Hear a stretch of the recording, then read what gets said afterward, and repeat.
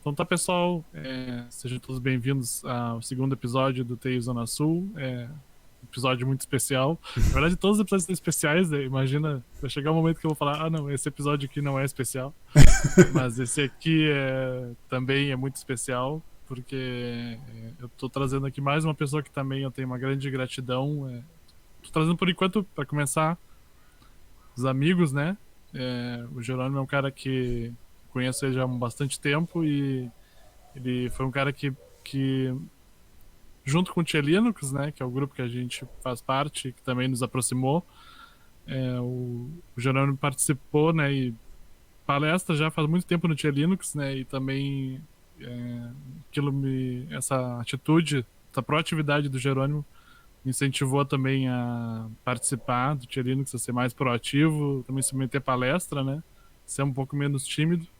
Então, Jerônimo, eu acho que eu já devo ter te falado isso pessoalmente, né? Mas agora fica aí registrado para toda a internet, né? Que eu sou muito grato a ti e com certeza tu foi uma pessoa muito influente aí na minha vida profissional, então te agradeço.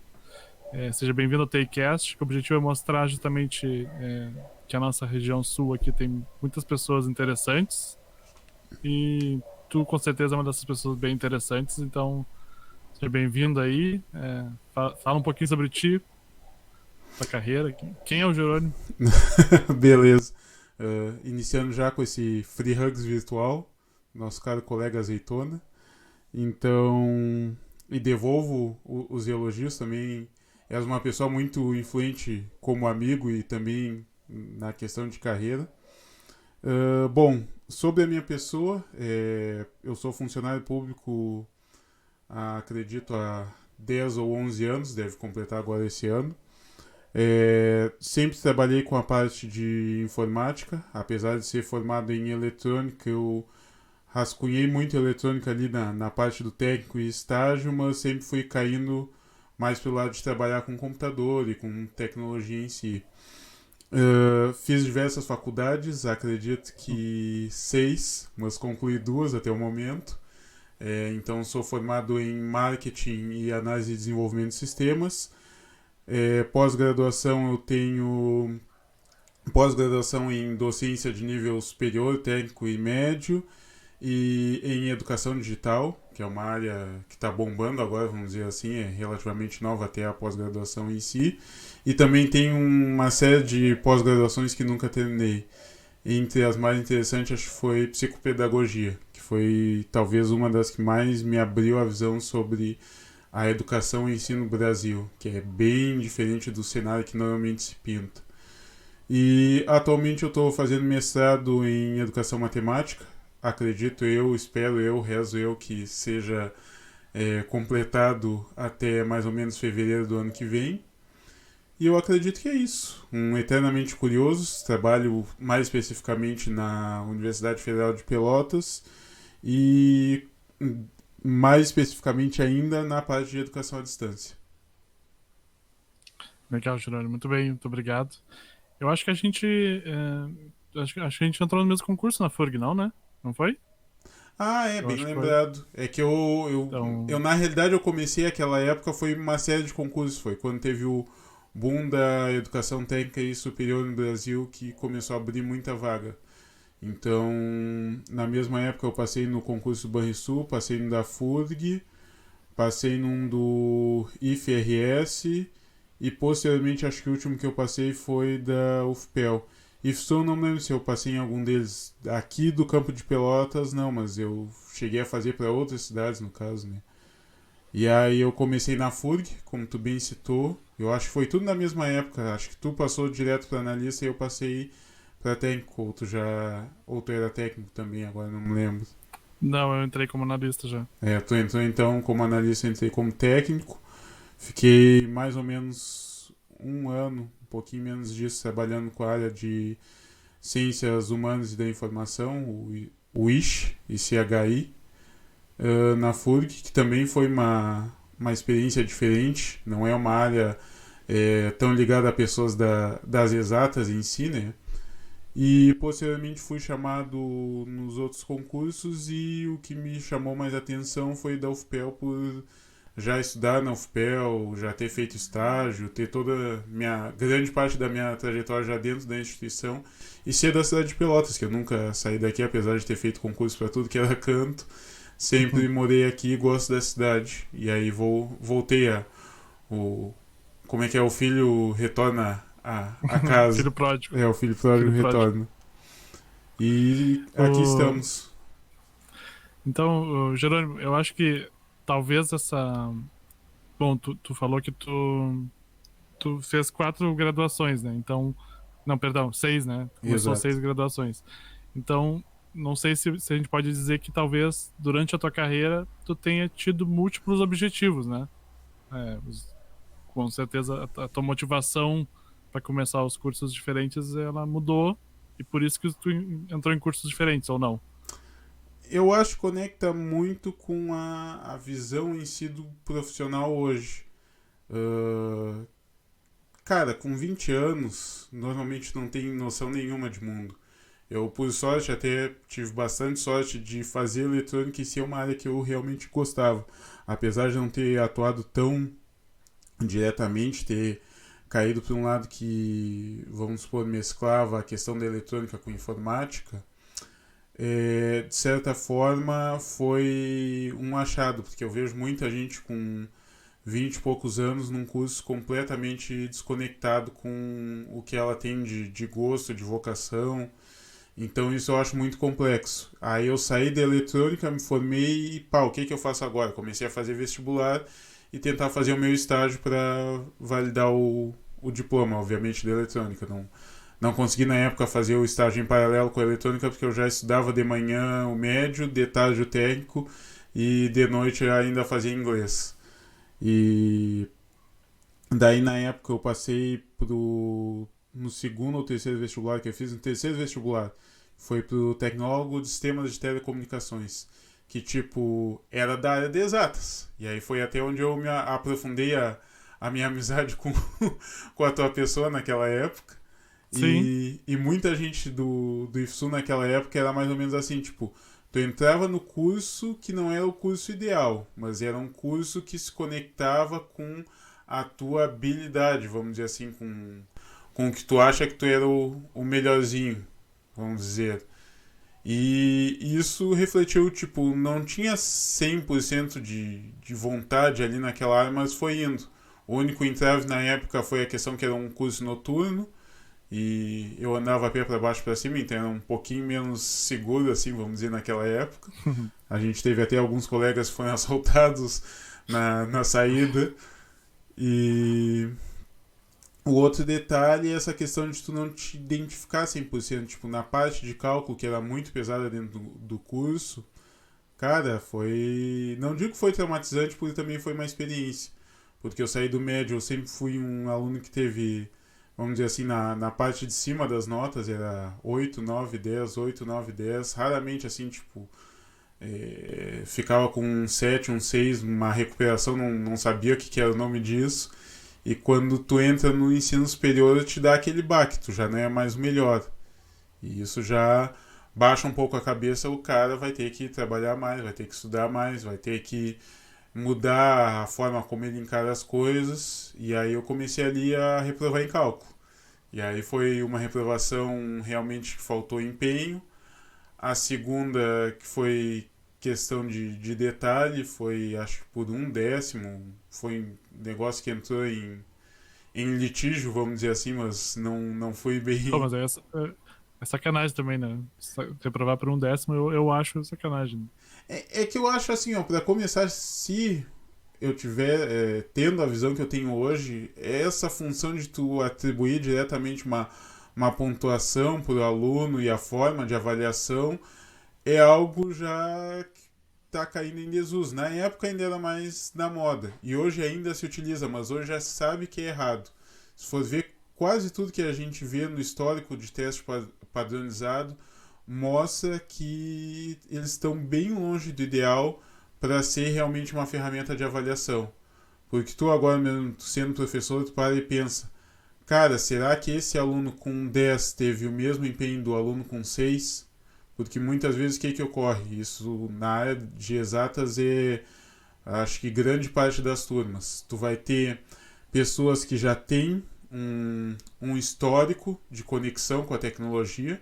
Se tu pegar grande parte dos professores da antiga, vamos dizer assim, era o pessoal que já tinha um pouquinho mais de recurso, já tinha um MSX, um 286, um 386 em casa, já tinha contato com programação, tinha muito incentivo de casa, incentivo de berço, sabe? Tipo, o fulaninho gosta de mexer, gosta de construir, de destruir, de fuçar, tem acesso a livro, tem acesso a curso, tem acesso a material.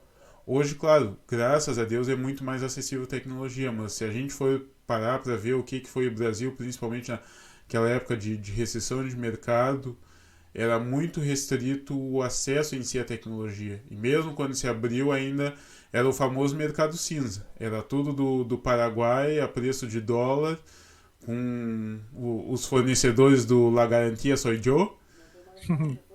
Então é bem complicado assim pegar tudo isso e mostrar pro pessoal que, tipo, cara, vamos dizer, a nascente da computação e da tecnologia em si no Brasil são pessoas que estão um pouquinho acima da nossa realidade.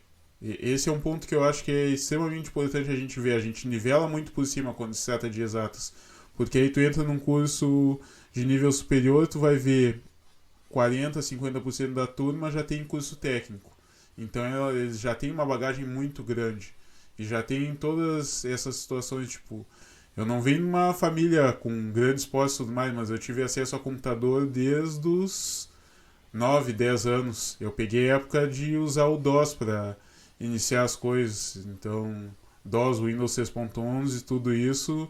Até hoje me lembro do famoso CD espaço Simpsons, Simpsons.exe, acho que foi um dos primeiros jogos. Marcante sempre pra ti. Mas, Exato. o Jerônimo, tu usou uma palavra aí quando tu falou de entrar nos cursos, eu queria usar ela para retomar aqui. Tu falou a questão de ter vontade de entrar no curso, né? Então, baseado nisso, eu te faço a pergunta. Como é que fica aquela clássica questão, né?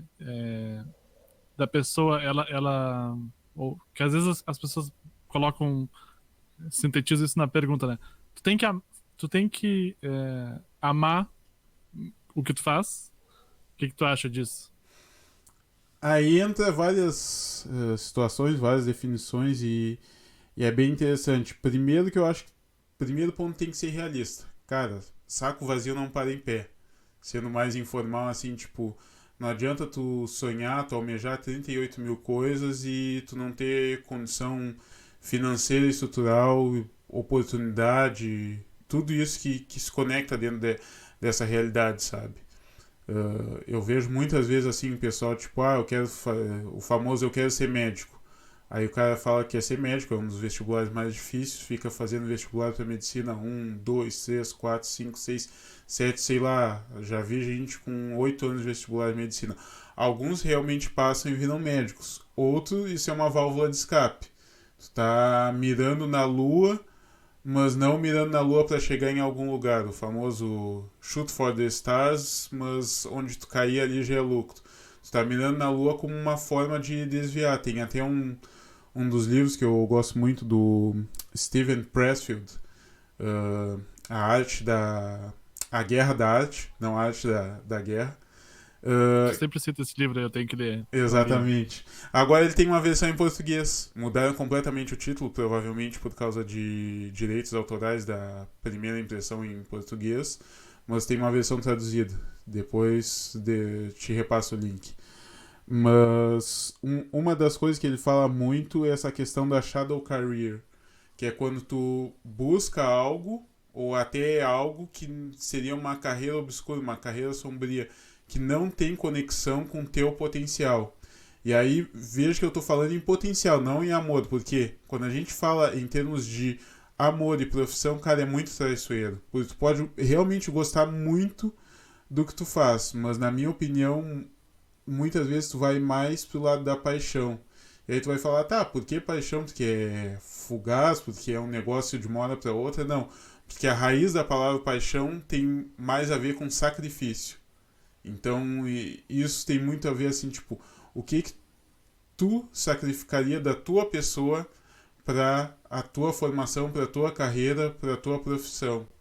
E, cara, isso é uma das maiores sacadas. Tu começa a ver assim, ensino superior tradicional, é 4 5 6 anos, às vezes, até conheço gente que se formou com 10 vamos dizer assim, dentro de uma universidade, onde tem horário, se for uma universidade pública, talvez seja manhã e tarde, ou se é à noite, tipo, muitas vezes tu vai ter que chegar exatamente no horário e sair no último horário, tu é lotado de aula, tu não tem tanta flexibilidade quanto uma universidade particular. Então tu está sacrificando aquele momento inicial, vamos dizer, a tua vida enquanto jovem, para ter um maior potencial de sucesso ao longo da vida, principalmente posteriormente, quando tiver mais idade. E se tu for pensar só pelo lado do amor, o amor é romântico, o amor é o pagodinho, o samba, é aquele negócio pra tu levar no bom humor. Não dá pra tu acreditar só no amor, vamos dizer assim. E muitas vezes também tu te ilude. Eu já vi muita gente, eu adoro usar o computador, ou adoro videogame. E aí tu vai ver o que é um videogame por trás. Cara, um videogame por trás, tu vai ter eixo X, Y, Z, tu vai ter matemática, tu vai ter álgebra linear, tu vai ter vetores. O cara daqui a pouco olha isso e se assusta.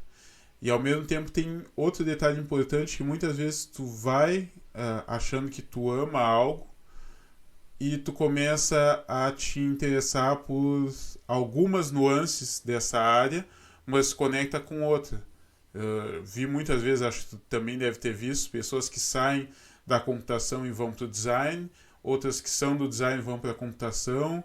Já vi gente ir também da administração para a computação e vice-versa. Então, eu acho que cada vez mais, e aí Bauman também diz que a gente está cada vez mais num mundo líquido, que é cada vez as coisas mais fluida, mais dinâmica. E, cara, eu pessoalmente, por isso que eu digo assim, não sei até que ponto é essa questão do amor em si, mas da paixão e um pouco da persistência. Porque eu vejo muitas vezes, eu tive colegas que talvez por vocação em si, por talento nato, ele não se daria bem dentro da profissão, mas por correr atrás e sempre estar estudando, sempre estar indo na monitoria, mesmo que ele tivesse uma certa deficiência técnica, ele acabou tendo um conhecimento maior no geral. Então, muito pela questão da persistência.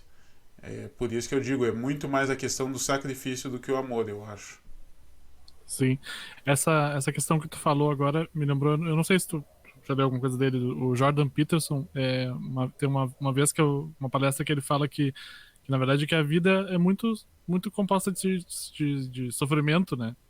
Que na verdade o que tu pode, uma coisa que tu pode fazer, e ele, no caso ele é que tá aconselhando isso, né? Ele usa essas palavras, escolher o seu sacrifício, né? Quais os sacrifícios que eu tô disposto a correr, né? Porque, por exemplo, né, na área da informática, um sacrifício é a gente, de uma certa maneira, né? Um sacrifício é a gente ficar sentado numa sala fechada, né? Tem gente que acharia isso, que não faria isso, né? Não sei o que tu acha. Seria uma dica de carreira, seria isso? É, Escolher o que tu não gosta, talvez? eu, Escolher por por esqueci o eliminação. termo. E por eliminação, tu acha? Eu acho.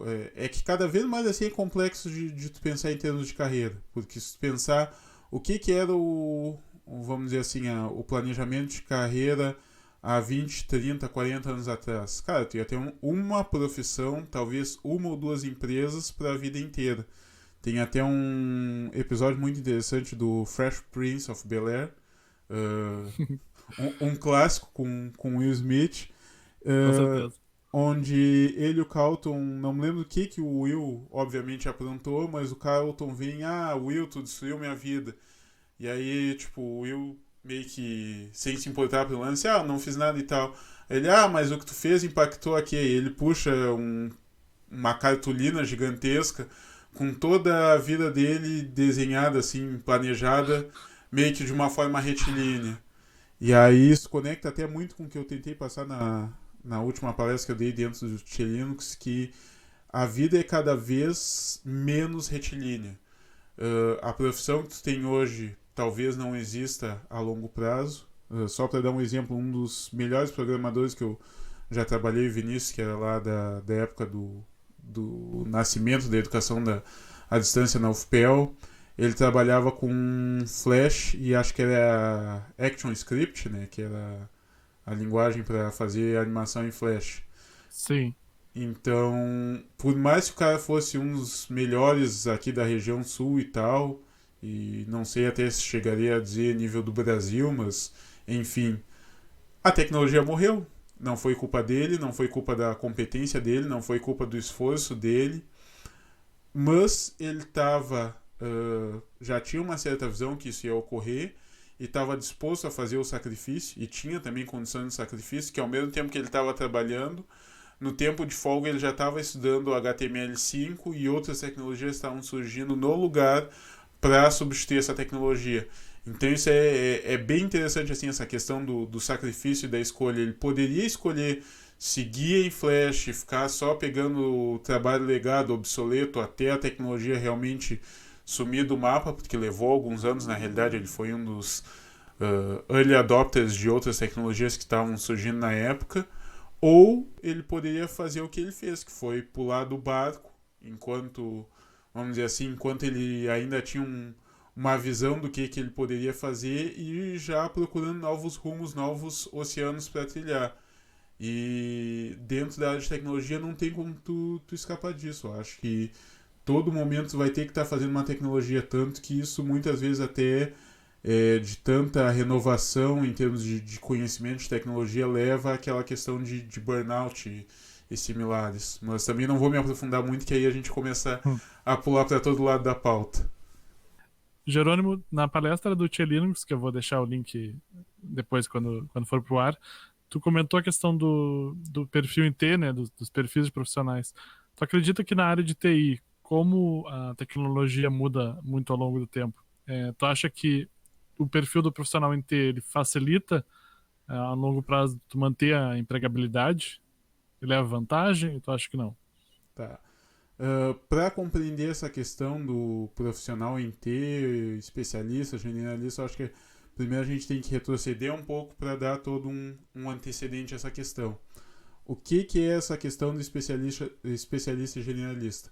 O generalista é alguém que vai ter um campo de conhecimento muito amplo, mas nem tão profundo, ou seja, ele vai dominar lá um pouquinho de SQL, um pouquinho de Linux, um pouquinho de Windows.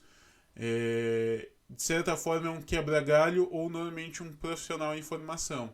E o especialista é aquele que tende a se aprofundar muito dentro de uma área ou no máximo duas. Ou até talvez em duas áreas que se interseccionam. Então é aquele cara que tipo, já está ali por dentro do machine learning, já está trabalhando com aplicativos específicos da parte de reconhecimento de voz. Então vamos dizer assim, quanto mais te aprofunda, mais especialista tu é, e muitas vezes não sobra o tempo ou a especificidade de expandir um pouco mais a base.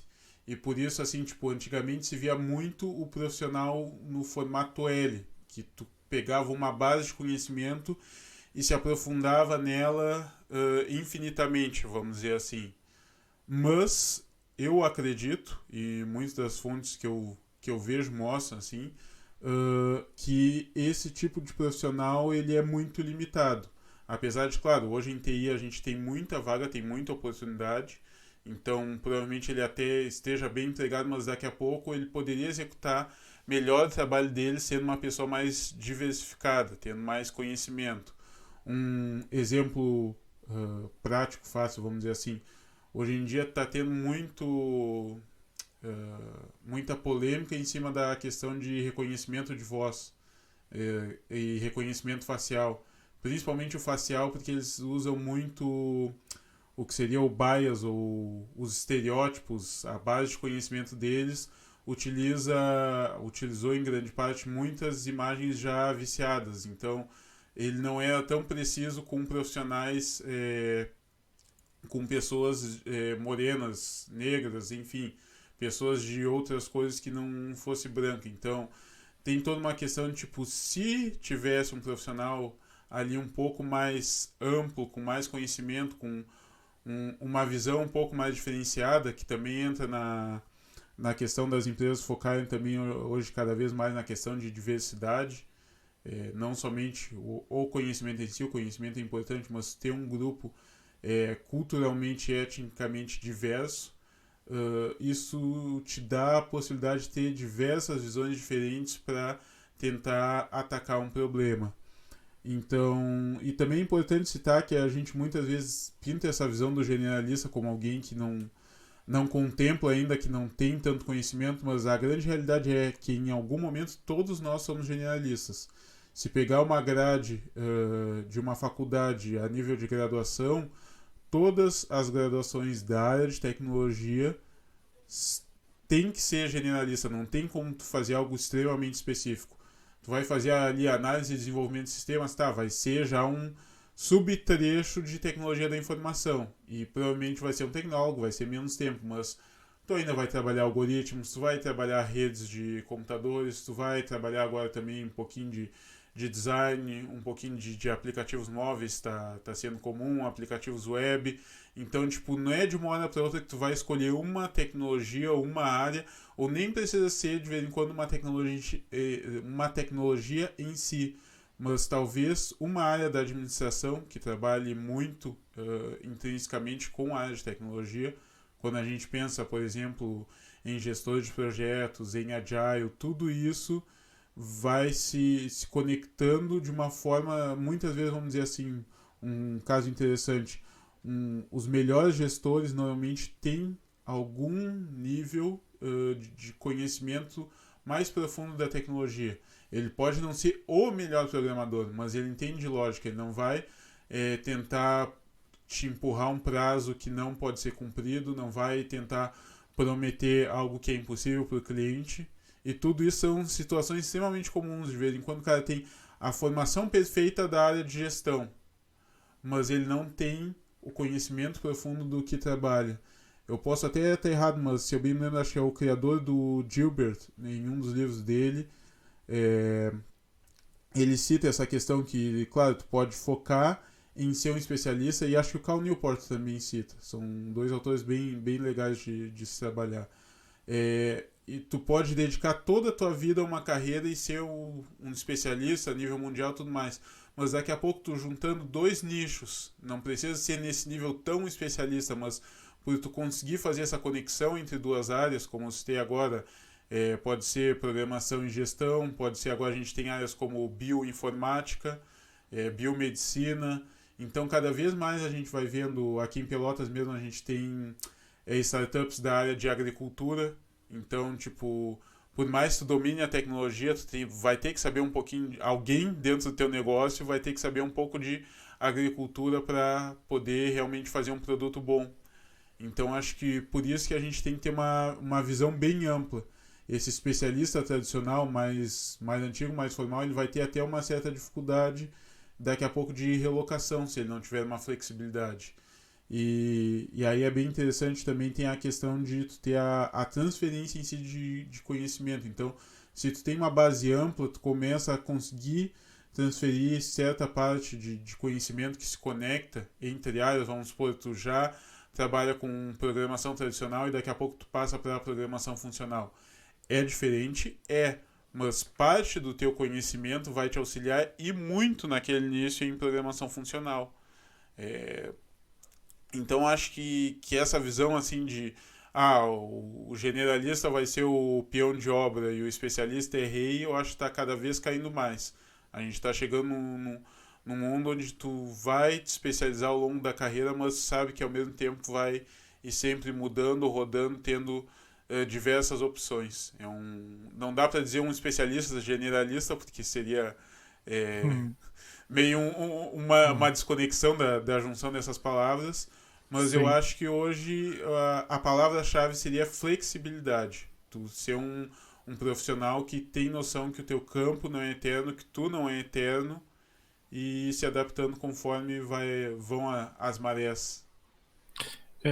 Já linkando um pouco com isso que tu falou, né, de que o campo não é eterno, e também da questão, às vezes, da relocação, né, como é que a questão do ego pode acabar atrapalhando essa relocação de carreira, assim? Como é que o ego influencia nisso?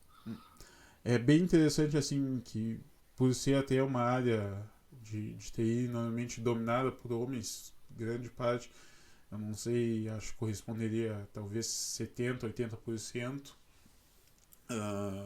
das últimas vezes que eu vi, talvez até um pouquinho mais. Por mais tenham várias iniciativas hoje em dia incentivando, então tem muito a batalha de ego. Tem aquela pessoa que se acha o grande programador ou que trabalhou numa empresa X ou Y que é melhor do que alguma pessoa, só que, cara, a primeira coisa que tem que ter como profissional em qualquer área é empatia. É tu ter noção de te conectar com as pessoas ao teu redor, que cada um tem uma história, tem um valor, porque muitas vezes o que eu vejo é se cria um conflito, uma batalha, como é que é o bro Kramer, acho que é a fusão de programador com o bro de brother, que é um estereótipo, assim, vamos dizer, aquele cara que Esse termo eu não conhecia, esse termo. é, é, é como se fosse o estereótipo, principalmente lá nos Estados Unidos, daquele cara mais musculoso, sabe? E aí agora como o TI tá em voga, tipo, aquele cara que seria do... É por isso que tu já veio de manga curta, já, né? já faz, Pensando em falar nisso já. já faz parte desse time.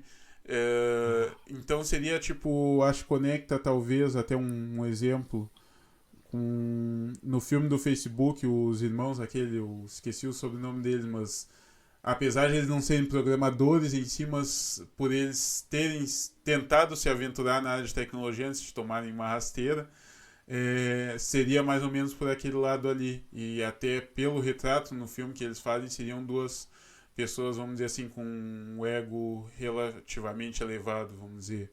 Mas independente de ter músculo ou não, porque a gente sabe que, independente da aparência física, vão ter diversas pessoas que, por um motivo ou outro, realmente vão se achar. E, cara, no momento que não te conectar com a pessoa, vai ser mais difícil para tu trabalhar com ela, vai ser mais difícil de daqui a pouco ela te dar uma referência, vai ser mais difícil, algo que é importante também se pensar a longo prazo, de ter uma amizade, porque eu acho muitas vezes as pessoas, tipo, já tive conhecidos, colegas, não sei se dá para chamar de amigo, que eram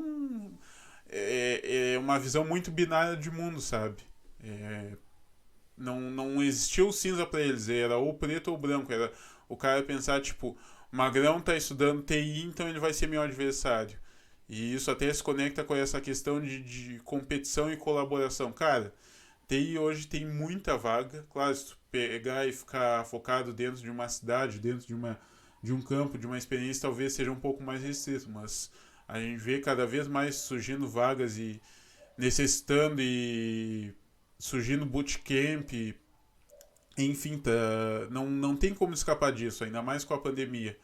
E aí tu criar rixa, tu criar briga com uma pessoa que está ali convivendo contigo, compartilhando a tua dor, vamos dizer assim, o teu sacrifício, não tem porquê, cara. Foca ali na tua pessoa, daqui a pouco tu não quer contribuir 100%, não quer colaborar por um motivo ou outro, porque realmente de vez em quando não bate o gênio, não bate a simpatia, não tem por que tu atrapalhar a vida do outro, simplesmente cada um no seu canto. Agora daqui a pouco, tipo, eu vou competir com um maluco toda hora, tipo, não é saudável. Uma coisa é tu competir, sei lá, num ambiente de uma Olimpíada de Programação, um concurso de robótica, alguma coisa de paper, de pesquisa. Eu acho que tudo isso vai fazer parte. Uma entrevista de emprego, obviamente, também não tem como tu escapar da competição, mas no dia a dia, tu pegar uma pessoa que está passando pelas mesmas situações que tu e começar a tentar, vamos dizer assim, ir na jugular dela, é suicídio, cara. Porque o magrão que tu hoje está discutindo, hoje está debatendo, hoje está brigando. E aí eu digo assim, tipo, existem conflitos, obviamente, em qualquer tipo de grupo, mas existem conflitos fúteis. Que é esse o ponto que a gente estaria falando, que se conecta com essa questão do ego. Tu tá fazendo algo para uma pessoa que daqui a pouco pode estar na mesma empresa do que tu, pode ser o teu futuro chefe, poderia ser a tua indicação para uma outra empresa, para uma outra oportunidade. Pode daqui a pouco tu cair no mesmo grupo de trabalho dentro da formação universitária. Então, cara, não tem porquê. Eu acho que tem que baixar um pouco a bola, focar um pouco mais e principalmente compartilhar, porque muitas vezes, tipo, tu consegue ter alguns talentos, algumas habilidades, tu tem maior facilidade de absorver um conteúdo ou outro, e aquela outra pessoa pode ter em outro momento, vamos dizer assim, uma dificuldade diferente e uma facilidade diferente também. Daqui a pouco você se complementa um ajudando o outro.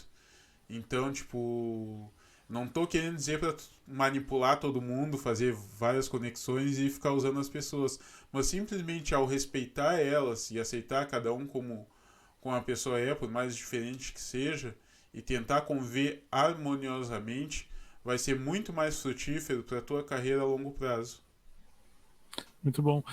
Isso aí, eu sempre assim, quando os meus alunos começam, eu começo a falar com. Bom, quem olha até parece que eu sou professor há muito tempo, né? Sou professor desde junho, mas enfim. Mas uma coisa que eu gosto sempre de frisar para meus alunos é deles não brigarem entre si, né? Deles tentarem cultivar amizades. É claro que às vezes acontece isso realmente da gente não simpatizar tanto com um ou com o outro, mas pelo menos não brigar, né? Por causa que é bem isso que tu falou, né? Tem tanta vaga assim e a tendência, né, que quando a gente é mais jovem é que a gente desenvolva amizades, né? Se nesses locais onde a gente potencialmente vai desenvolver, não vai, se tem muita chance de desenvolver amizades, se a gente vai adotar uma postura agressiva, aonde é que a gente vai desenvolver amizades, né? Os amigos são importantes também para a vida, né? Não só do aspecto de vida profissional, mas também da saúde mental, né? Faz a vida valer a pena também, né? Sim, é, é o clássico aquele, não tem como tu viver a vida completamente isolado. A ilha de um homem só. Tu não vai ter como, tu não vai crescer profissionalmente, tu não vai ser feliz pessoalmente. Tu tem que te conectar com algo, tem que vivenciar, tem que compartilhar experiências. Se for ver até é o clássico, se quiser ir em algum lugar, vai sozinho, mas se quiser ir mais longe, tem que ir acompanhado. E ao mesmo tempo também eu diria, tipo, não adianta tu chegar no topo da montanha sozinho, porque quem vai estar lá para ver o teu feito, para compartilhar a tua glória. Então acho que realmente isso não. Até expando, não só dentro da área, mas na convivência em geral. Eu acho que hoje a gente tem muita agressividade, seja por questões políticas, infelizmente, seja por visões diferentes de mundo. De vez em quando eu já vi casos na internet de por causa que uma pessoa de um lugar estava visitando outro bairro, a pessoa já apanha. Cara, completamente fora da realidade. Loucura, né? É, Sim. Falando um pouco essa questão de competição, né? Para quem tá ouvindo, né? A gente montou a pauta juntos, né? E o Gerani botou um ponto ali que tem a ver um pouco de competição que me deixou um pouco curioso ali. Então, vou querer saber melhor por que tu botou esse ponto ali. Tu botou assim, que como uma interrogação, né? Se concursos valem a pena para a TI, né? Tem um pouco a ver com essa questão de competição, né? Então, o que tu tava pensando naquele ponto ali, Gerani? Concursos valem a pena ainda para TI? A carreira de concursos é uma boa, até afinal de contas nós dois somos concursados, né? Então algumas vantagens deve ter, né? sim. Pois é, isso eu sempre falei ao longo do tempo, até pelo menos 2016, 2017, acho que até ainda 2018 ainda falava em concurso sempre quando estava conversando com o pessoal e tudo mais, porque era talvez um ponto para começar a tua independência financeira, juntar um dinheiro, ter regrado ali, daqui a pouco, eu posso até não ser a pessoa mais feliz do mundo dentro do concurso, mas aí tu tem a oportunidade de freela, tu sabe que o dinheiro vai chegar religiosamente em tal ponto, tipo, para quem vive com a corda no pescoço, porque infelizmente ainda eu acho que dentro de TI é uma das áreas que mais está sendo afetado por essa cultura de startup, que é o feio fast, feio often, que é tu falhar rápido e falhar muito até tu acertar, parar, etc. Mas, cara, tu tem que ser realista. Não é todo mundo que vai ter casa dos pais para morar se a startup quebrar, não vai ter alguém para pagar o empréstimo. Tem várias situações que tu começa a ver assim, cara, não é bem assim a história, tá? Sabe, tipo, não fecha bem essa visão assim de mundo. Não é todo mundo que tem essas oportunidades. E aí, quando eu penso nisso, da questão do concurso, era de certa forma um colchão, assim, uma oportunidade muito boa para, naquele momento, de Brasil, de mundo, de tu começar a tua carreira. E em alguns casos até tem gente que eu conheço que terminou a carreira concursado. Mas hoje, se eu fosse pensar, tipo, valeria a pena focar em concurso, eu acho que já tem que refletir um pouco mais, porque hoje em dia a gente está numa escassez muito grande, que foi acelerada com a questão da pandemia, tudo teve que virar digital, que vocês pararem para pensar hoje, tem alguma coisa, tem alguma versão digital do negócio. Ahn, Outro detalhe importante é a dolarização, então a gente está tendo um dólar muito alto e ficou muito barato para contratar o profissional brasileiro.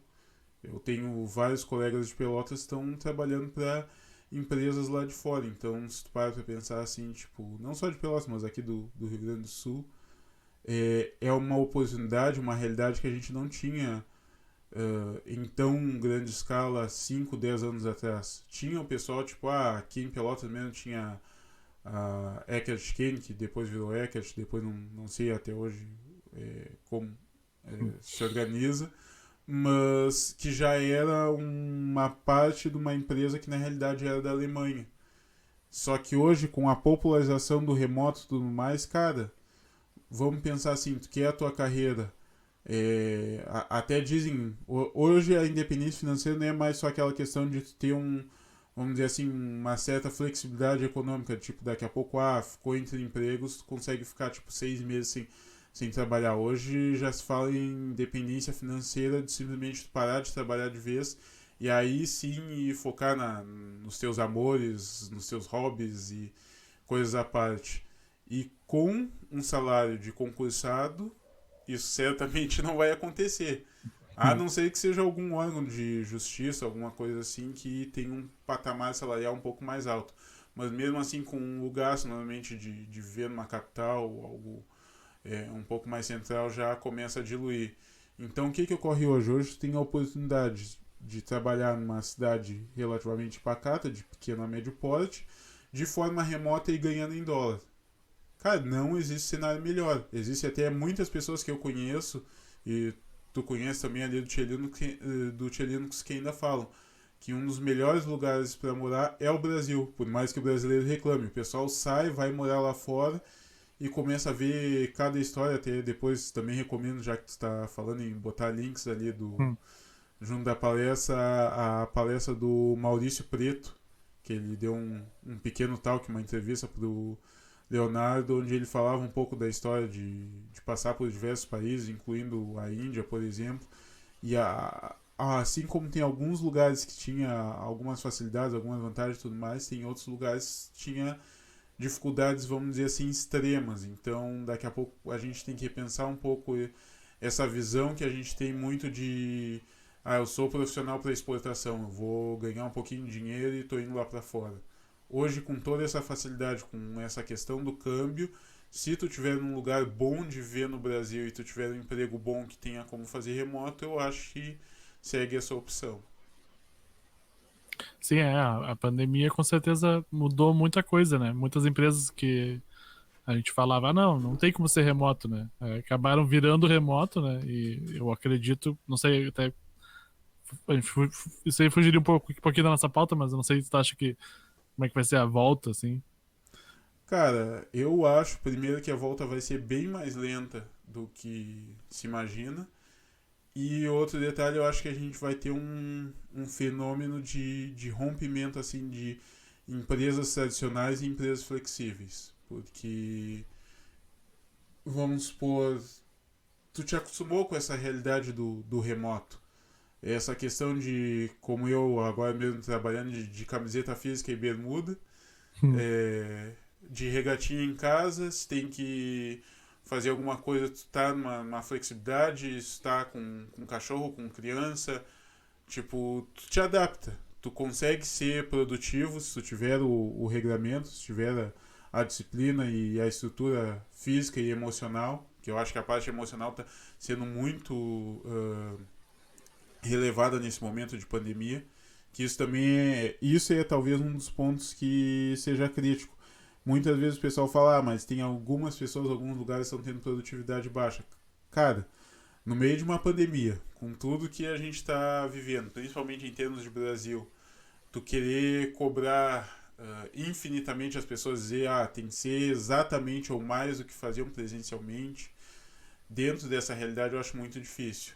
Tanto que, tipo, eu sou um que agora, vamos dizer, o auge do meu dia, certamente é após realizar atividade física. Eu tô, então, sempre faço um exercício ou no pátio de casa, ou corro na avenida, pra, tipo, sabe, aquele momento de aliviar o estresse. E também faço um pouco de meditação, de tudo um pouco assim para tentar se manter são nesse momento. E eu vejo muitas vezes tem empresas que relativizam tudo isso e só querem saber de números, e muitas vezes tem até o número, tem a produtividade que é esperada, mas tem que ter aquele controle como se fosse quase um boi no arreio, sabe? Tem que estar ali vendo presencialmente, tem que contar cada tecla que o cara tá digitando ali no teclado, é um negócio que chega a dar um nervosismo, assim, o Big Brother moderno. Eu não me lembro até o nome da empresa e acho que até fica chato de citar, mas teve uma empresa aqui no É, melhor Brasil. não, melhor não. Mas teve uma empresa aqui no Brasil que fez literalmente um coxinho, na minha opinião, para o trabalhador. Não sei se chegou a ver essa Não, não vi. invenção. É, se- Droga. Seria tu fazer uma cabine de trabalho dentro da tua casa. Então era um. Acho que do tamanho de uma cabine telefônica um pouco maior, para caber um notebook e a pessoa ficar trabalhando ali. E tu ficava restrito dentro da tua casa, sabe? Não como tá a prova de som, parar, etc. Mas, tipo, se tu parar pra pensar, na minha opinião, assim, tu vê isso e, cara, alguém não batia bem quando teve essa ideia, meu irmão. Não, não fecha assim, tu tá dentro do ambiente, tu tem que te isolar completamente. Tipo, uma coisa é tu botar uns fones de ouvido com a prova de som, parar, etc. Mas tu isolar, na minha opinião, não é, ali não é nenhuma questão de isolar, era uma questão de restrição. Porque aí tu consegue ver se o profissional tá trabalhando ou não, porque tem câmera, tem métricas de produtividade e tal. E, cara, se tu não confia no teu profissional para ele entregar o trabalho num formato com um pouquinho mais de flexibilidade, o problema não é a metodologia em si, não é a tecnologia. O problema certamente é algo dentro dessa relação trabalhista, que em algum ponto se perdeu, seja o teu excesso de zelo ali, de ficar monitorando, seja a falta de interesse ou falta de estrutura emocional do profissional naquele momento, ou muitas vezes até não seria o profissional adequado, mas no momento de pandemia foi contratado e não teve o treinamento adequado, toda essa situação. Então, eu acho que assim as empresas mais, vamos dizer, topo de linha, com raríssimas exceções, tipo, eu vi por um acaso que a Apple, porque tem 30 mil, 300 mil segredos no desenvolvimento dos seus produtos mágicos e extremamente caros, estava querendo já forçar meio que a volta. Mas grande parte das outras empresas vai ser um diferencial. Se a gente tinha o diferencial que era antes, direito a Xbox, direito a lanche, direito a salgadinho, direito à academia dentro da empresa, que tudo isso é tática para tu ficar cada vez mais tempo dentro da empresa, obviamente. Não vamos ser ingênuos. Grande parte dessas regalias não é simplesmente para deixar a pessoa mais feliz. É tu dentro da empresa 24 horas por dia quase. E agora a empresa vai, de certa forma, para dentro da casa das pessoas, mas ao mesmo tempo a pessoa tem mais flexibilidade. Então é um acordo que eu acho que fica interessante para ambos. E tudo isso vai depender de adaptação, mas eu acho que as melhores vagas a longo prazo vão ter flexibilidade. Não vou dizer que vai ser 100% home office, mas daqui a pouco tipo, tu precisa só estar 1 ou 2 dias presenciais para reuniões, para encontros com clientes, para conversas mais profundas, e o resto, trabalhando com tecnologia, tem como fazer remotamente. Sim. Falando um pouco em condições não ideais, Tenta contar assim. Depois eu realmente vou ter que assistir o vídeo e pegar todos os links que eu tenho que botar, mas eu vou botar o link da tua entrevista com o Elvis, né? Que é o programador nigeriano. Conta um pouquinho como é que é essa história e por que assim a gente não deve também glamorizar a situação do Elvis aí. Essa história bom, de certa forma, até antes de começar o podcast, a gente estava conversando e teve até a citação, o nosso querido colega Azeitona me chamando de Forrest Gump, que eu sempre tenho alguma história para contar e também estava indo correr, mas essa do Elvis é bem interessante porque eu esbarrei, acho que foi no Free Code Camp ou algum outro site de notícias, a história sobre um garoto na Nigéria que tinha aprendido programação utilizando um Nokia tijolão. E aí eu tava numa época que eu tava tentando ver se eu começava blog, podcast, fazendo uma correria e tal, que eu acho até que faz parte do processo do profissional hoje, que tu vai tentar muita coisa e nem sempre tu vai conseguir concluir ou vai ter interesse de terminar tudo. Mas naquele momento vi esse magrão, dei uma fuçada, consegui o contato dele. Eu vou arriscar. Vou tentar uma entrevista com o cara para compreender o porquê ou como se desenrolou toda essa história. Aí na época eu acho que foi por e-mail, mandei um e-mail para ele, hello Elvis, here is Geronimo from Brazil, parará.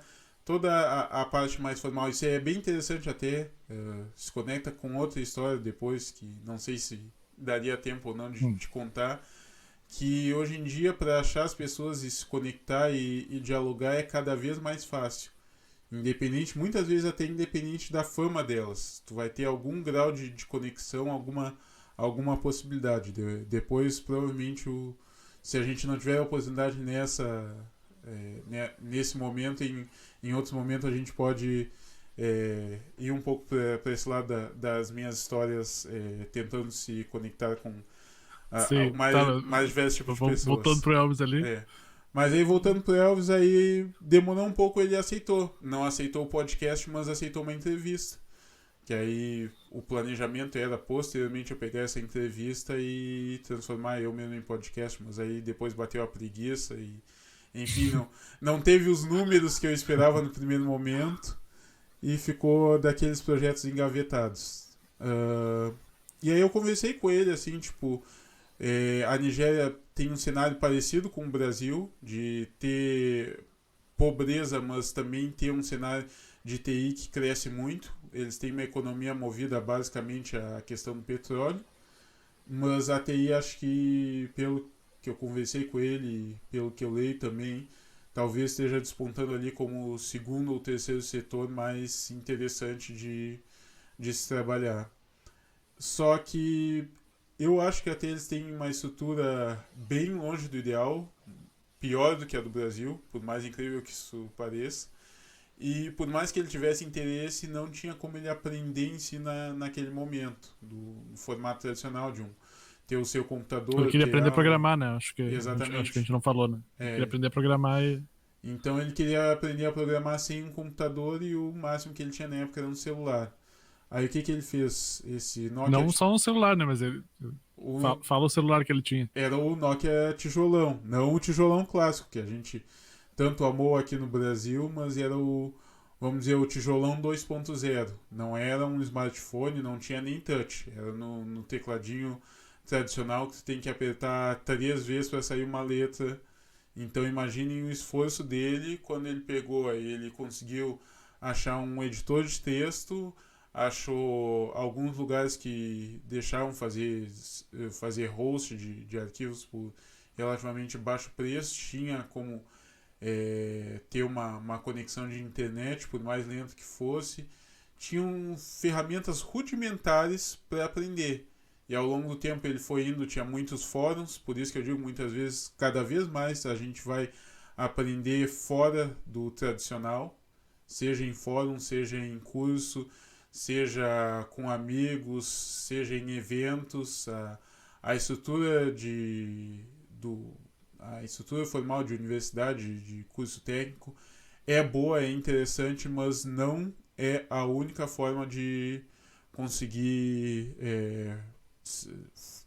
a tua formação como profissional em si. E aí ele começou a correr atrás de tudo isso, começou a ter algumas oportunidades, fez alguns projetos, e aí entra também essa questão de, tipo, grande parte dos projetos dele não deram bem certo ou falharam, mas tipo, ele foi adquirindo conhecimento, até que ele foi tendo oportunidades maiores, que foram tendo reconhecimento. Aí, se eu bem me lembro, ele participou de um programa que dava acesso a ele a um computador, também começou a estudar na escola e se aprofundando, e ele fazendo toda essa correria e ainda estudando, se eu bem me lembro, naquela altura era o ensino médio. Tá, E, e não é bonita essa história, Tirando? só que aí entra toda a questão, tipo, só para finalizar a história em si, ele acabou indo para uma startup de educação que trabalhava com a questão de criar materiais educacionais mais compactos, por questão de banda, principalmente na África. Tu não tem uma largura de banda muito grande, então tu tem que fazer um material mais compacto, mas tentando sempre manter um certo nível de qualidade. E aí vem aquela ilusão, sabe? Tipo, o fulaninho lá da Nigéria aprendeu programação com um celular só. E aí tu tá aí de Bangu sem fazer nada. Ou tu não evolui, ou tu não aprende, ou tu tá rodando. Tipo, a história dele foi uma pessoa que deu certo dentro de todas essas condições adversas. Mas parem para pensar quantas pessoas dentro das mesmas condições falharam. E não é por falta de vontade, não é por muitas vezes por falta de conhecimento, falta de talento. É toda essa falta de estrutura crônica. Só para citar um exemplo um pouco mais conectado para a minha realidade, tipo, eu fui escoteiro, e dentro do escoteiro a gente lidava com muita gente que estava dentro de uma condição social bem precária.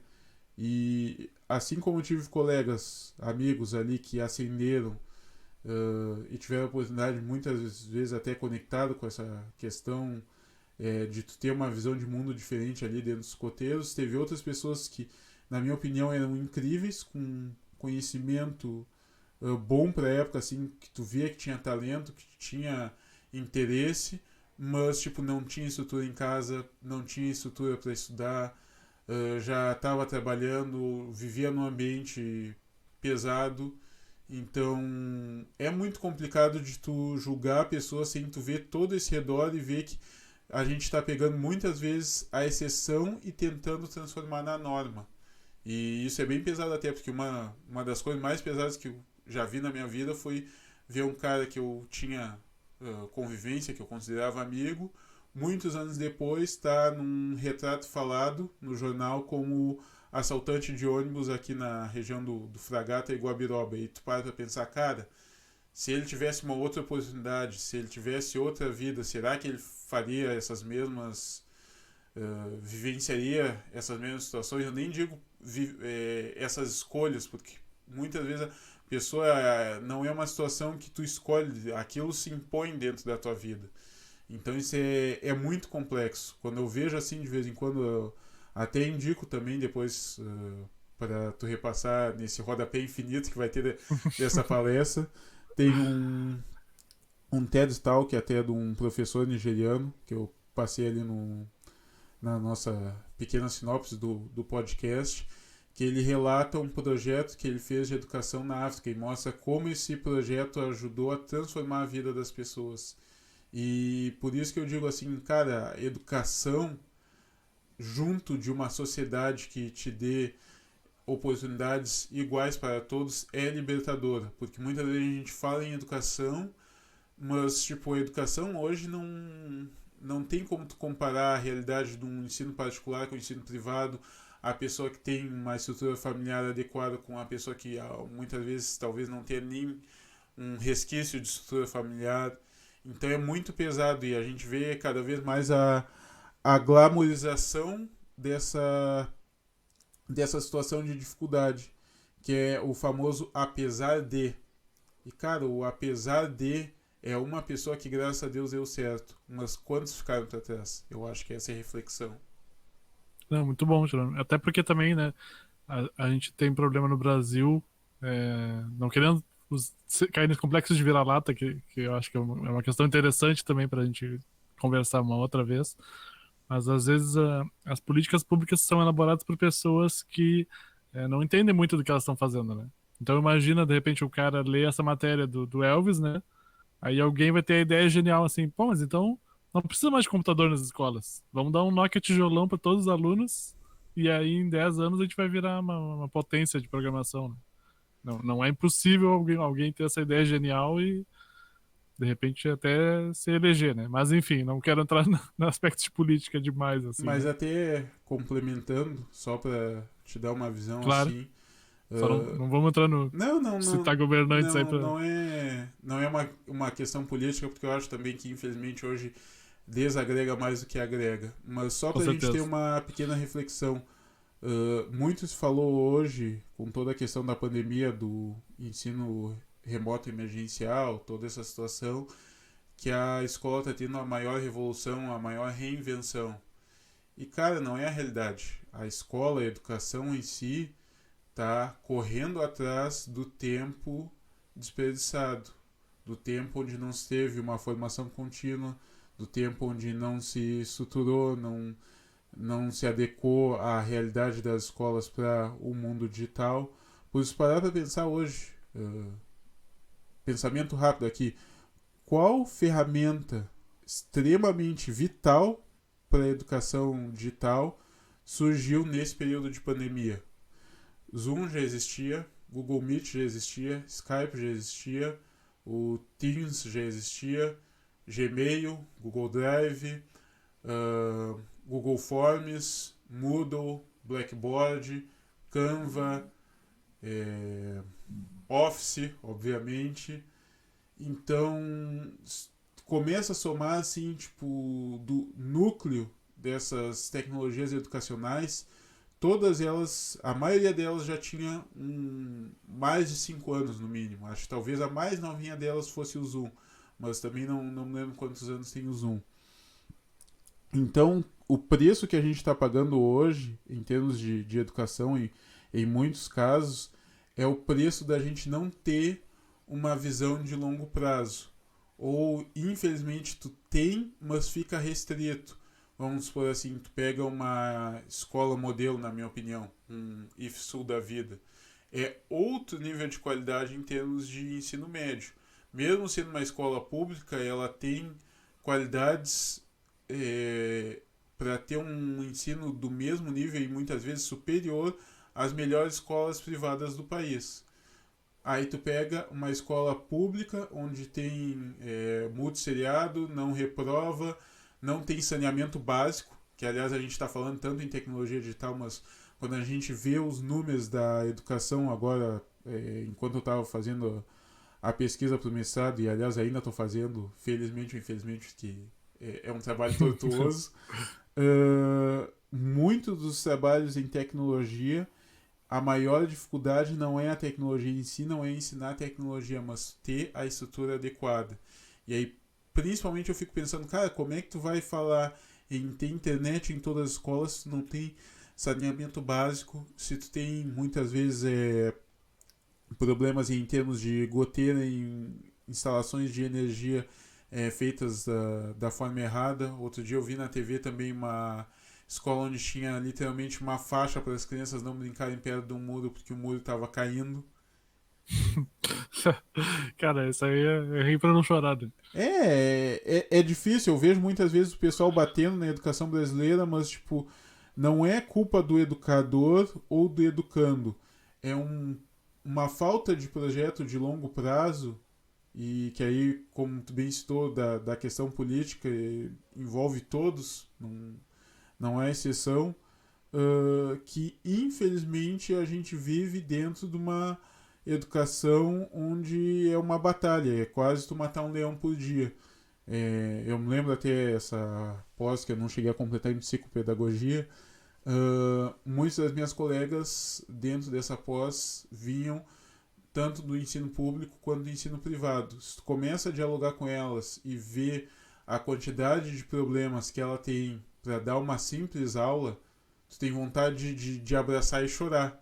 Porque é literalmente assim, é desumano. Se for ver hoje o professor sem um plano de carreira adequado, normalmente no ensino básico e ensino médio ali, vai ser sobrecarregado em termos de horas, cara, não funciona. Não tem como tu provar em qualquer teoria de educacional, seja antiquada, seja moderna, seja de esquerda, seja de direita, vai funcionar se não tiver o básico. Esse é o grande ponto que muitas vezes escapa do debate educacional. Enquanto a gente não tiver a infraestrutura adequada e o respeito pela profissão do professor e um plano de carreira decente, não tem como.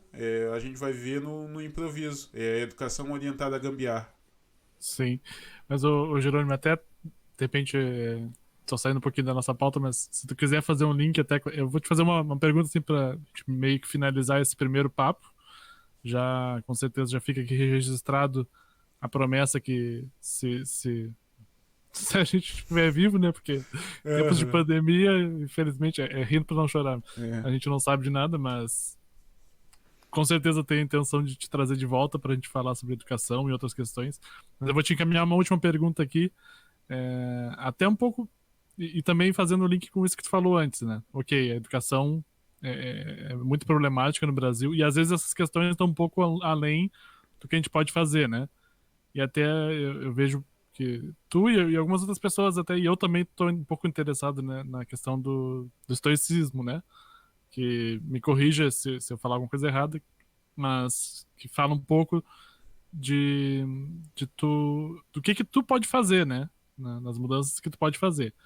Então, assim, tentando relacionar tudo isso e fechar, dar um fechamento para que a gente conversou. Imagina assim um jovem que ele tá aí terminando o ensino médio, né? É, que o ensino médio, a princípio, meio que tu vai ali faz meio no automático, né? Então, quase todo mundo termina o ensino médio. Eu sei que também tem gente que não consegue, isso é um outro problema. Mas vamos imaginar assim, os alunos de ensino médio, até porque eu tenho muitos alunos, tipo assim, com 18, 19. Então, dentro do que a gente pode fazer, né, do individual, quais conselhos que tu daria assim para quem está começando uma carreira, quem está nessa época de vestibular, mas não necessariamente escolher tentar pensar um pouco mais amplo assim, né? Conselho, um ou dois conselhos de carreira assim para quem está nessa idade ali dos 18, 19. O que o Jerônimo talvez de 18, 19 faria diferente, ou o que tu fez e tu acha que fez certo? Cara, eu acho que primeira coisa assim que eu penso e que me ajudou muito foi essa questão do técnico. Eu até acho, não sei se conhece o modelo australiano, eu acho bem Não, não conheço. interessante. O modelo australiano tu pode fazer o técnico e parte das disciplinas que tu cursou tu vai poder aproveitar para a tua graduação. Para mim, sinceramente, o nível que eu aprendi no técnico, principalmente na área de programação, acho que isso seria completamente viável. Parece Uh, fazer sentido, né? Porque sim, se tu aprendeu já, sei lá, algoritmos, né? A princípio, tu não precisa aprender algoritmos de novo, né? exatamente. Eu pessoalmente passei, acho que por 4 ou 5 professores de algoritmo entre os diferentes cursos. Então, toda vez que eu passava de novo, tipo, mais uma vez isso, tá? Depois eu. Alguns eu aproveitei a disciplina e tudo mais, mas acho que pelo menos 3 eu fiz completo para ver se tinha alguma diferença e. No fundo, não. Teve um até que acrescentou muito, mas os outros não acrescentaram tanto assim. Uh, mais por questão didática, não diminuindo o trabalho de um ou de outro. Mas é extremamente importante que o técnico é talvez a maneira mais rápida, vamos dizer assim, de tu compreender a tua vocação e até a tua possibilidade de falhar e tentar corrigir. Porque um técnico é 2 anos, tem até técnicos mais rápidos, acredito eu, de um ano e meio, já vi umas propagandas meio escuras na internet, mas pressuponho eu que se tá na internet funciona, né? Reza a lenda que é assim. Com certeza. Então, eu acredito que tu começar com um técnico é o primeiro passo, porque tu não vai ter aquele comprometimento de tantos anos, não vai te pesar na cabeça daqui a pouco, tipo, eu já vi pessoas que, o cara tá lá no 5º ano, quer dizer, no quarto ano, indo pro quinto ano, tudo indo bem e o cara vê, tipo, não é a carreira que eu queria. Mas ao mesmo tempo eu tô meio que querendo seguir só pra não cessar, porque as pessoas estão me cobrando não sei o que. Cara, 2 anos um técnico, provavelmente ali no primeiro ano tu já sabe se vale ou não a pena. Aí tu segue ou não segue. E, ao mesmo tempo, tu saindo do técnico, tu vai ter uma profissão, uma microprofissão. Vamos dizer assim, pelo menos alguma coisa tu já sabe fazer, mesmo que tu não consiga um emprego na área, tu já compreende melhor o que tu gosta e o que tu não gosta. E isso vai te elucidar muito nessa questão de escolher a carreira para frente. E até na área de TI tem muito essa questão do pessoal não, muitas vezes não se formar ou até escolher voluntariamente não fazer a academia por um motivo ou outro. E quando vê o técnico é um meio termo interessante, tipo, pá, não tem formação acadêmica, beleza. Eu sou um que acho que formação acadêmica para a área de TI não é obrigação. Tem muita gente que tem a formação acadêmica e não domina a área nem de longe. Então, daqui a pouco a pessoa é curiosa, tem vontade, tem disponibilidade, está sempre correndo atrás. É a visão dela. Então, só que muitas vezes, tipo, daqui a pouco tu perde uma oportunidade por tu não ter um mínimo de formalismo ali dentro da tua carreira. E aí, isso eu acho deveras importante, assim. E aí a segunda parte eu acho que é não sei, que é uma tendência gigantesca na nossa área, não ser extremamente focado só na área técnica. Eu tenho até mais uma história pessoal nessa área.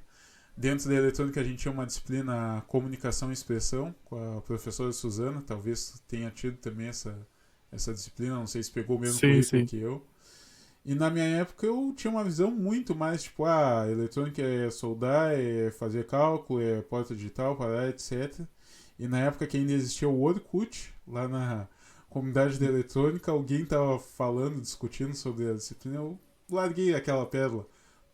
Comunicação e expressão é uma inutilidade, não sei o quê. Não sei se foi exatamente essas palavras. Mas o que eu certamente me lembro é que a Suzana também tinha Orkut, eu não sabia, e respondeu logo abaixo. Geraldo, não sei o que, parar, etc. Mas, claro, ela era um doce de pessoa, é um doce de pessoa. Pelo que a última vez que eu ouvi falar dela, acho que ela já se aposentou. Mas, tipo, naquela época eu não tinha noção, independente desse pequeno atrito que teve, eu só contei pra compartilhar o caos em si, mas eu não tinha noção quão importante seria a questão de comunicação e expressão. Então, de vez em quando, a gente pega umas disciplinas tipo administração, é, gestão de projetos, tipo, disciplinas não são tão ligadas à área técnica. E tu, isso eu nunca vou precisar utilizar. Isso daí é uma idiotice, é uma babaquice, não sei o que. Ou até no ensino médio em si, tipo, filosofia, como tu bem citou, a questão histórica ali, tipo, eu, pessoalmente, passei a gostar de filosofia no ensino médio, mas fui me aprofundar depois de velho, vamos dizer assim, depois lá dos 30 anos. Mas eu vejo muitas vezes assim, as pessoas não valorizam naquele primeiro momento e não dão enfoque, não estudam, passam ali no famoso 6 raspando, ou o famoso 5,9 que se o professor tem boa vontade e misericórdia no coração, ele arredonda para um 6 assim, graciosamente. Mas, tipo, não tá ali, tá só de corpo presente. E aí tu vai ver depois no mercado de trabalho, tu vai precisar daquilo. Comunicação e expressão mesmo é um negócio que ao longo do tempo eu vi que era vital, porque em todo lugar, tu vai numa entrevista de emprego, tu vai precisar te comunicar, tu vai precisar ali fazer o diálogo, fazer a conexão, tu vai ter a questão de saber ouvir também, saber compreender. Tu vai trabalhar em equipe, tu tem que repassar muitas vezes ou dialogar com o cliente. Acho que uma das piores funções em termos de TI é dialogar com o cliente, porque o cliente nunca entende a visão técnica, então tu tem que fazer uma transformação daquela visão técnica, algo até meio lúdico, vamos dizer assim, dessa visão técnica para uma visão mais dentro da realidade do teu cliente, da visão dele, do campo de negócio específico. Então, muitas vezes, tudo isso que passa assim batido não acaba te afetando muito mais ao longo da tua carreira. E muitas vezes até, tipo, daqui a pouco, um exemplo na minha visão, tipo, eu tô cada vez mais transitando da tecnologia para a tecnologia na educação. Acho que é uma tendência na minha carreira assim que eu vejo que eu quero seguir.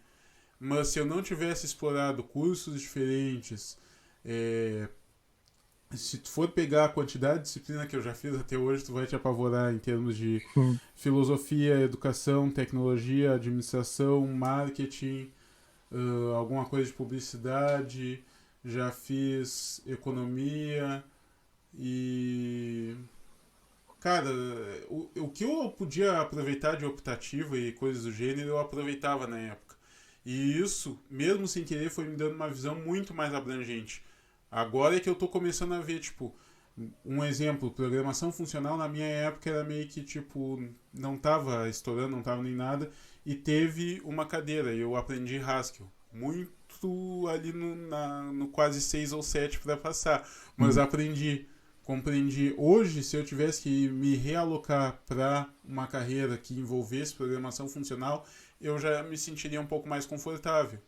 Então, isso até se conecta muito com aquilo que acho que é o Steve Jobs que falou, né?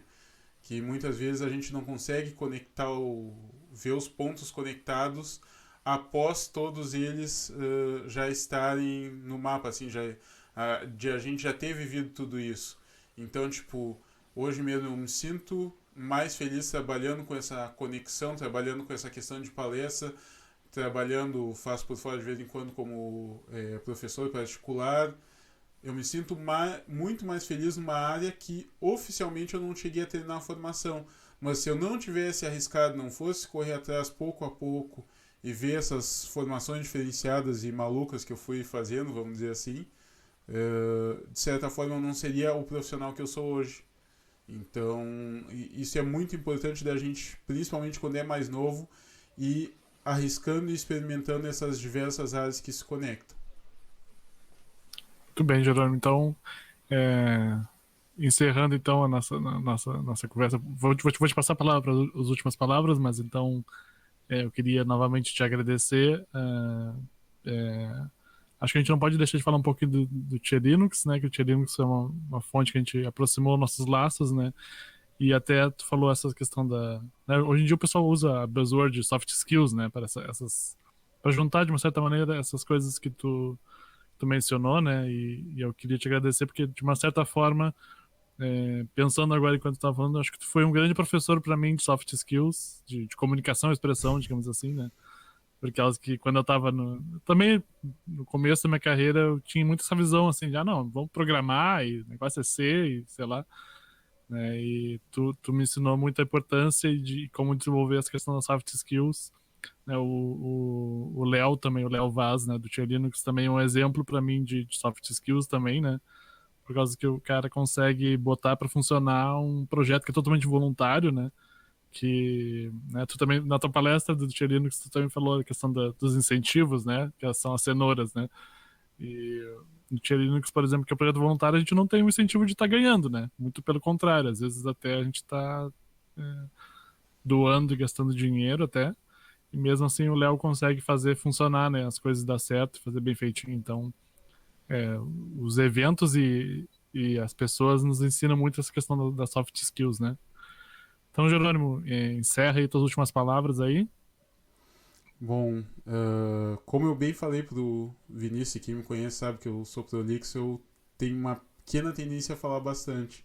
E aí, quando tu falou agora dessa questão de não ter um incentivo, de fazer no sacrifício, conecta até um pouco com o que a gente falou ao longo de todo esse tempo.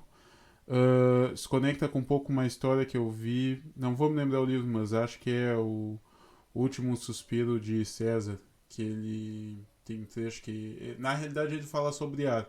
É um livro sobre ar, um dos livros completamente aleatórios da minha fase de audiolivros que eu li, super interessante, mas ele tinha uma conexão com a questão da visão que os romanos e acho que os gregos também compartilhavam naquela época, que o último suspiro da pessoa era quando saía a alma. Então, de certa forma, eles viam o ar como sendo o portador da alma da pessoa. Que tem uma certa lógica, tipo, o defunto tá ali, o cara morreu e parou de respirar, então quer dizer que a alma saiu do corpo. Sim. E aí, o que sobra após isso? Essa é a grande reflexão, porque isso tá, eles podiam estar certo, podiam estar errado, mas a grande reflexão é o que sobra após. E é a questão do legado. Por isso que eu digo, não é uma questão de incentivo em si, é que nem esse podcast aqui. De toda forma, a gente está sacrificando um pequeno momento da tua vida, de estar com as tuas filhas, tudo mais, etc. Eu de estar correndo atrás do meu mestrado, que eu tenho que terminar logo muitas tarefas. Não Mas, mostra pro teu orientador esse vídeo. vou botar aí escondido no YouTube. Não, mas eu acredito que final de semana eu consigo tirar o atraso. Amém. Mas, de certa forma, tu pensa sempre, nesses casos, em estar auxiliando o outro. Tanto que até um dos tópicos que eu botei ali quando a gente estava fazendo o que seria a sinopse desse capítulo aqui do futuro podcast, vai saber, vai que o Spotify compra aí o podcast. Seria essa Sim. questão de conselhos para si mesmo quando mais novo. Porque eu acho que infelizmente a gente está jogando, ainda mais com a questão de pandemia, o pessoal pro mercado de trabalho sem conselho, sem diálogo, sem conversa, sem rumo, sabe? Eu vejo mesmo hoje essa questão SISU, vestibular e afim, que daqui a pouco o cara bota, já vi isso acontecer, tipo, tu bota a tua primeira escolha um curso de tecnologia que tu quer na cidade que tu quer, é difícil para etc. Aí tua segunda escolha, só para dizer que tá fazendo faculdade, tu bota um curso de humanas numa cidade onde não tem competição, que tu não sabe nem se vai conseguir se manter lá, só para dizer tipo, eu passei. E daqui a pouco tu realmente passa para essa segunda opção, porque normalmente o pessoal já bota a segunda opção e é aquele negócio tipo, a primeira é difícil, mas a segunda a gente garante. Só que muitas vezes a segunda tá bem distante da primeira. Então acho que tá faltando muito essa questão de planejamento de carreira, de visão de mundo, de compreensão em termos de negócios. Eu até acho super interessante. Tem diversos tópicos que eu acho que seria interessante de abordar, mas eu vejo muito no meu tempo livre o Shark Tank, não sei se já chegou a ver alguma vez. Não, a princípio não. Tá? Shark Tank é um seriado que aqui no Brasil acho que é a Sony Ah, tá. Desculpa, faz. tinha entendido diferente. O Shark Tank é dos tubarões, né? Tá. Isso, tá. Só que aí uma grande sacada, que é até interessante, na realidade ele vem de um. Era Dragon's Den, o nome original. E acho que era japonês. Era um bagulho. Sabe, quando tu tenta transitar pra América, tu muda todo o nome, muda toda a roupagem. Mas aí é bem interessante porque, tipo, tu olha a realidade dos negócios e tem também a realidade dos países. Se tu vê o Shark Tank Brasil e o Shark Tank México, que acho que é o que eu estou vendo agora, a diferença entre as abordagens e as realidades e os negócios e as visões dos empreendedores e do mundo de negócio é completamente diferente. No México eles têm ainda uma visão muito mais humana e de tentar focar muitas vezes no projeto que tem uma conexão com a realidade mexicana. E no Brasil, 90% das vezes, acredito que se tem alguma coisa que se produz e se eu investir na tua empresa, tu pode fazer mais barato na China? É clássico isso, e não estou criticando a China está fazendo o papel deles, tá?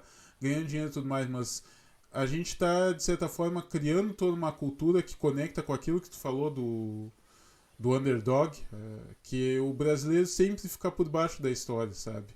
Tu pode até ter um empresário rico, mas o peão trabalhador é descartável. E isso é um negócio que me entristece e eu vejo que a gente tem que ter um esforço coletivo para começar a realmente mudar questão cultural, questão de negócio, questões de oportunidades dentro do Brasil para realmente erradicar esses problemas pela raiz, senão a gente vai estar sempre dependendo dos outros. E aí, por fim, finalmente, o final do final do final, já que tu citou essa questão estoica, que eu acho super interessante assim, não somente, claro, eu tenho um interesse por filosofia histórica, mas eu acho que as pessoas têm que abraçarem, que a gente falou aqui muito de formação, mas não falou nada, quase nada, sobre o profissional fora a profissão em si. E, cara, tu é muito mais que a tua profissão, tu é muito mais do que a tua instituição, tu é muito mais que a empresa que tu trabalha. Tu é uma pessoa com o famoso multitudes, com diversos gostos, vivências, experiências. Então não foca só em trabalhar, não te mata trabalhando, não tem um burnout, um ataque do coração. Acredito que o Banjo deve conhecer, quem já teve, eu já tive problema com depressão. Burnout eu acho que todo mundo já correu ali perto. E é um negócio que é cada vez mais comum na área de TI. Então tenta viver um pouco fora da telinha do computador, fora desse mundo digital, fora do metaverso do Zuckerberg. Cara, uma das melhores experiências que eu tive na minha vida não tem porcaria nenhuma a ver com TI. Foi ver o show do Foo Fighters ao vivo no Beira-Rio. E olha que eu sou gremista. É uma experiência que eu me lembro do início ao fim, até o sabor da pizza que eu pedi para as 3 pizzas que foram compradas ao longo do show, porque foi um show que durou quase, acho, 4, 5 horas entre as 3 bandas que se apresentaram. E era um bagulho que eu era muito fã e tudo mais, e tipo, não trocaria nenhuma experiência profissional minha por essa experiência pessoal. E aí eu vejo muitas vezes o pessoal sacrificando carreira, sacrificando tempo com os filhos para surrealmente tentar ser o melhor do melhor do melhor do mundo. Cara, não vai ser. Tu pode ser a melhor pessoa que tu é naquele momento. E tentando, buscando uma evolução constante ao longo do tempo. Não tenta te sacrificar, fazer queimar o óleo da meia-noite, o famoso virar madrugada, como de vez em quando eu faço. Mas não tenta fazer disso uma constante na tua vida. Que uma vez tu fazer um sacrifício em torno da tua carreira, ótimo, mostra que tu tem paixão, que tu tem dedicação, que tu tem ética, que tu tá ali pra sacrificar pelo time. Mas se tu fizer isso constantemente, vai ocorrer 2 coisas. Primeiro, todo mundo vai achar que é rotina e ninguém vai valorizar isso. E segundo, tu não vai compreender o dano que tu tá causando na tua pessoa ao longo tempo. E aí eu terminaria até com uma frase do Epicleto, que também tem alguns lugares que traduz como Epicteto, que é considerado um dos pensadores históricos mais famosos. Ele foi um escravo na Roma Antiga, se eu bem me lembro, que por um acaso está aqui num mural na minha parede, que é: só existe um caminho para a felicidade e é parar de se preocupar com as coisas que você não tem o controle sobre. Então acho que muitas vezes tu vai tentar fazer muita coisa, dominar a questão de relacionamento, de trabalho, disso, daquilo, mas faz a tua parte, foca no teu esforço e deita a cabeça no travesseiro de noite e dorme tranquilo. É o conselho que eu tenho para dar para encerrar essa conversa aqui antes que o Vinícius seja abduzido de tanto tempo. Então Não, acho, muito acho que bom. era Eu isso. acho que foi muito bom. Então tá, Jerônimo, pela última vez nessa gravação aqui, o meu muito obrigado. É, e com certeza, assim, eu acho que foi muito proveitoso. E só para dar um spoiler aí, né? Que a gente já fez, o nosso roteiro, que a princípio seria uma vez só, já virou 3, né? Então, com certeza, mais 2 conversas aí, o Jerônimo já tá convidado, tá bem para voltar. Com certeza teria conteúdo até para todos os episódios, mas eu não teria como pagar o cachê do nosso DiCaprio pelotense aqui, né? Uhum. Então tá. Jerônimo, muito obrigado, tá? Não vou passar a palavra para ti, senão não vamos terminar. Então, pessoal, muito obrigado por terem assistido e fiquem ligados aí, se gostarem, deixem o joinha, essas coisas de praxe, e fiquem atentos aí para os próximos episódios, tem outras conversas legais também, e o Jerônimo vai voltar. Bom, até mais. Valeu.